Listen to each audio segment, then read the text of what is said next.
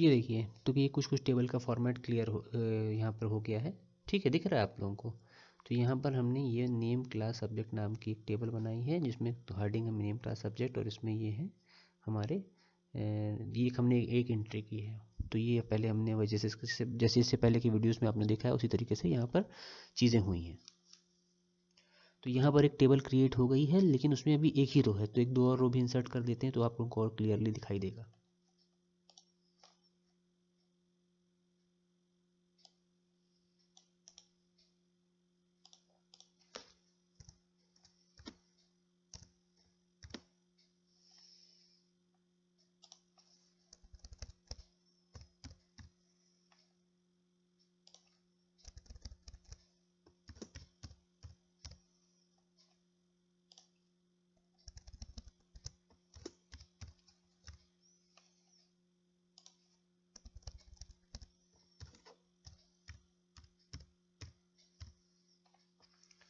फिर से सेव करते हैं।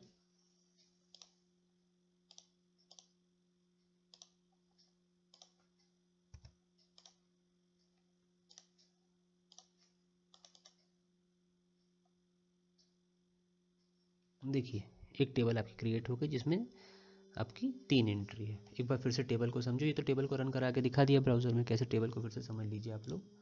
कि यहाँ पर हमको 4 रो टोटल क्रिएट करनी थी, क्योंकि हमारे टेबल में मेन तो 3 रो हैं, लेकिन एक हेडिंग वाली हुई रो है। तो हम यहाँ पर रो के लिए टी आर टैग यूज़ करते हैं। जितनी रो चाहिए होती है उतनी टी आर लगेंगी।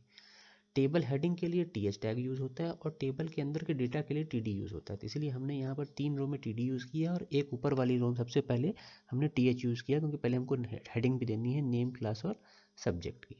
ठीक है, तो उसी के अकॉर्डिंग ये क्रिएट हो गई है। देखिए आप लोग टोटल यहाँ रो कॉलम देखिए, ये हैं टोटल आपकी 4 रोज़ हैं, तो 4 रोज़ के लिए 4 टी आर लगे हैं। ये वाले थोड़े आपको अलग दिख रहे हैं, क्योंकि ये टेबल हेडिंग है, ये टी एच टैग में डिफाइन है, बाकी सारे हमारे टी डी में डिफाइन है। तो ये इस तरह है। तो इस तरह ये टेबल क्रिएट करने का एक तरीका है। थोड़ा बहुत और भी इसमें हम चेंजेस कर सकते हैं, जैसे कि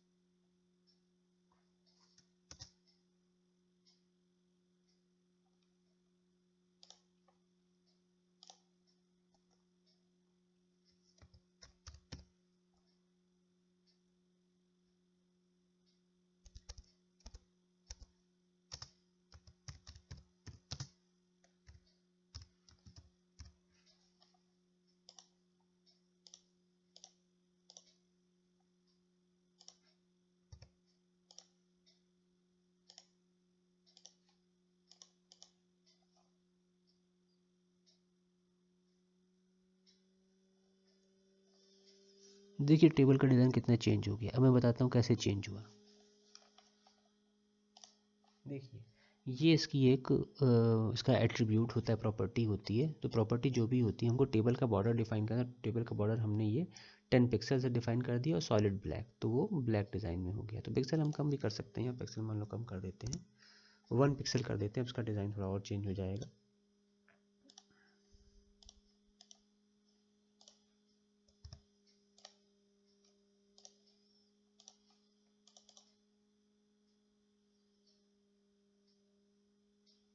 ठीक है, तो टेबल का जो स्ट्रक्चर आपको नहीं दिख रहा था, तो वो इस वजह से नहीं दिख रहा था, तो इसका बॉर्डर हमने डिफाइन नहीं किया था। तो ये बॉर्डर जो होती है, इसकी प्रॉपर्टी है, तो बॉर्डर इक्वल टू हमने 10 पिक्सल कर दिया। यहाँ पे देखिए, बॉर्डर इक्वल टू यहाँ हमने 1 पिक्सल कर दिया, और सॉलिड ब्लैक कर दिया। तो उससे क्या हो गया कि ये आपको इसका बॉर्डर भी दिखाई देने लगा। अभी तो खाली टेबल नॉर्मल बनाई थी। तो ये जो भी मतलब जिस भी टैग से रिलेटेड जो प्रॉपर्टी होती है, वो उसको नॉर्मली जो उसका जो वो होता है हमारा ओपनिंग टैग उसी में डिफाइन कर देते हैं। ओपनिंग टैग में हमने इसको डिफाइन कर दिया तो इस तरह से ये बॉर्डर आपको दिखाई देने लगा। तो ओपनिंग टैग में जैसे भी हम चाहें वैसे कर सकते हैं, थोड़ा बहुत इसमें चेंजेस भी कर सकते हैं।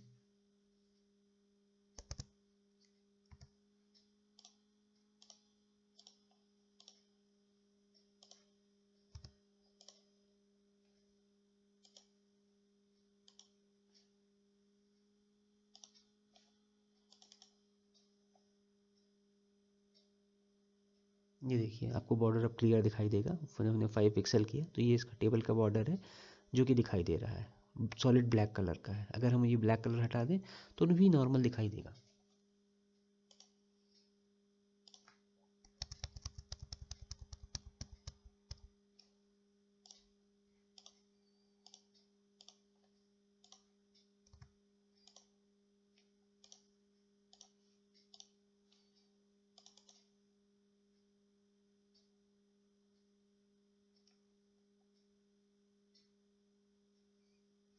ठीक है, वो ब्लैक कलर ना भी लगाए तो भी चलेगा, ऐसा कुछ नहीं है, वो डिफाइन हो जाएगा, वो दिखाता है।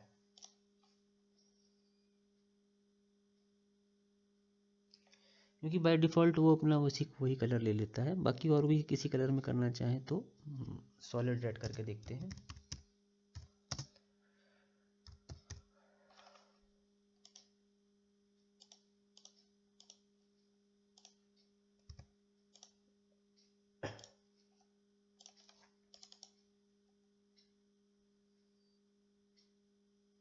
ये नहीं ले रहा है, वो रेड कलर थोड़ा सा सिस्टम है इसमें, ये वो तो भी आपकी उसमें नहीं है पार्ट में। तो वो फिर कभी जब आगे अब 10th में ये आएगा डिटेल में तब वहाँ बताएंगे, अभी इसमें है भी नहीं वैसे भी आपके कोर्स में। वो तो रेड के लिए तो उसका कलर कोड भी होता है, वो यूज़ कर लेते हैं तो उससे भी आ जाता है। वैसे अलग से भी आ जाना चाहिए लेकिन पता नहीं क्यों नहीं आया है। लेकिन वो अभी खैर उसकी कोई ऐसी दिक्कत नहीं है, कलर रेड कर देते हैं।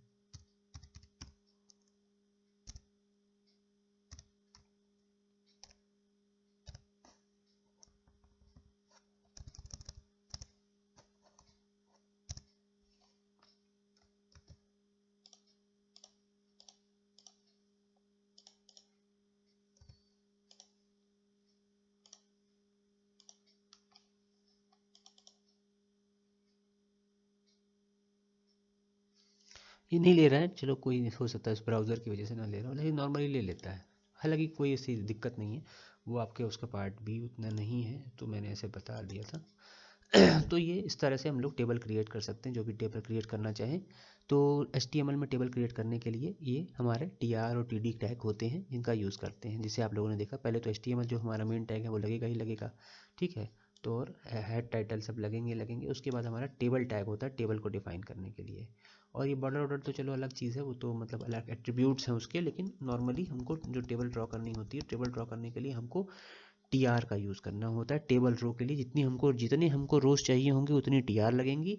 और TH का यूज़ करते हैं टेबल की हेडिंग के लिए, मतलब पहली रो जो होगी उसमें हेडिंग्स होंगी और बाद की जितनी रो होगी उसमें TD यूज़ होगा, जो कि टेबल के अंदर का डेटा को डिफाइन करता है। जैसे अंकित है, अमित है, विजय है, ये टेबल के डेटा हैं, ये तीनों नाम है जो कि नेम वाली हेडिंग के नीचे आएंगे, ठीक है। तो वो तो आपने देख ही लिया किस तरीके से। तो इस तरीके से हमको अगर कहीं पर भी टेबल डिफाइन करना हो तो हम HTML का यूज़ करके टेबल डिफाइन कर सकते हैं। मुझे लगता है लगभग समझ में आप लोग को आ गया होगा कि किस तरीके से हो रहा है, ठीक है। टाइम देखना पड़ता है क्योंकि वीडियो ख़त्म भी करना है टाइम से पहले। तो ये टेबल टैग यूज़ करते हुए हम लोग टेबल डिफाइन कर सकते हैं। और इसमें और भी और मतलब अभी तो HTML से आपका चल ही रहा है और इसमें और चीज़ें भी आएंगी। जैसे वो क्या कहते थे, इमेज IMG टैग है और आगे जो और भी टैग हैं उनके वो भी बताए जाएंगे नेक्स्ट वीडियोज़ में कि किस तरीके से वो सब हम लोग यूज़ कर सकते हैं अपने HTML में। वीडियो ऑडियो कैसे इंसर्ट कर सकते हैं सब होता है, सारी चीज़ें इसमें होती हैं। सब इसी तरीके